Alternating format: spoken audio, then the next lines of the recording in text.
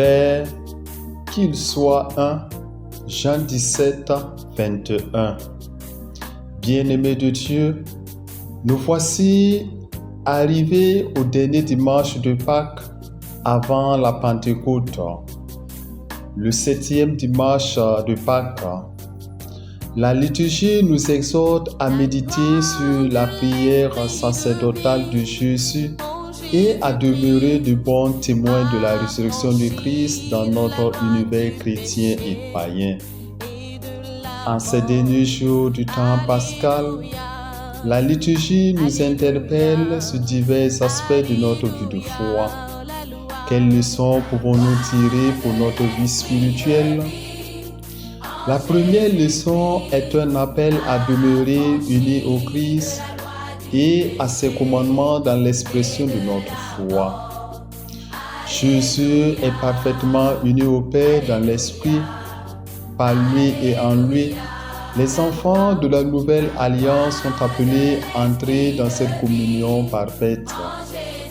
Dans le Christ, nous devons découvrir à nos frères et sœurs, chrétiens ou personnes de bonne volonté, non seulement l'image de Dieu, mais également un membre de ce corps mystique que nous formerons en plénitude dans le Christ à la fin des temps et que nous formons déjà mystiquement lorsque nous vivons cette réalité. Le message de Jésus nous interroge vivement dans cette relation à Dieu et aux autres. Ai-je le désir de ne faire qu'un avec Dieu? Il est important de savoir que Dieu m'a appelé à vivre en union avec lui, en Jésus, et il a aussi appelé tous mes frères et sœurs à la même réalité spirituelle. C'est dans le Christ que nous serons un. Est-ce que j'aime mes proches, les étrangers, les malades, les pauvres dans le Christ? Est-ce que je les aime pour moi-même ou par intérêt? La deuxième leçon consiste à construire l'unité au sein de l'Église, des communautés chrétiennes, des familles et de nos milieux de vie. La prière de Christ est une supplication pour l'unité des croyants dans le monde. Chacun de nous est appelé à s'unir à la prière de Jésus pour implorer la grâce de l'unité des membres du corps du Christ. À travers la liturgie, on voit que Jésus a prié le Père pour que nous restions unis à sa suite. Chacun de nous peut s'interroger. Comment répondons-nous à cet appel? Avons-nous à cœur de garder l'unité de nos familles, nos communautés et nos cellules de vie?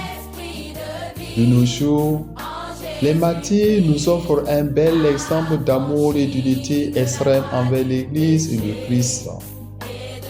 L'Esprit opère l'unité intérieure dans la vie de chaque croyant pour que chacun puisse rendre un beau témoignage devant le monde. La troisième leçon se revêt dans la culture de l'être intérieur par une vie de foi en Dieu. Il s'agit de contempler une autre dimension de l'unité de l'homme intérieur. Tous les hommes naissent avec la réalité du péché originel qui introduit une division profonde en notre être. Par la mort et la résurrection de Jésus, l'Esprit Saint se mettra toujours à l'œuvre en notre âme pour nous conduire à Dieu en reconstituant l'unité perdue pour que nous apprenions à aimer en vérité. Fidèles du Seigneur, demandons à Dieu de nous disposer à être dociles à l'Esprit Saint qui œuvre sans cesse pour nous conformer au Christ et apprendre de lui à avoir en nous-mêmes les sentiments de l'unité au sein de nos familles et de nos communautés humaines. Amen.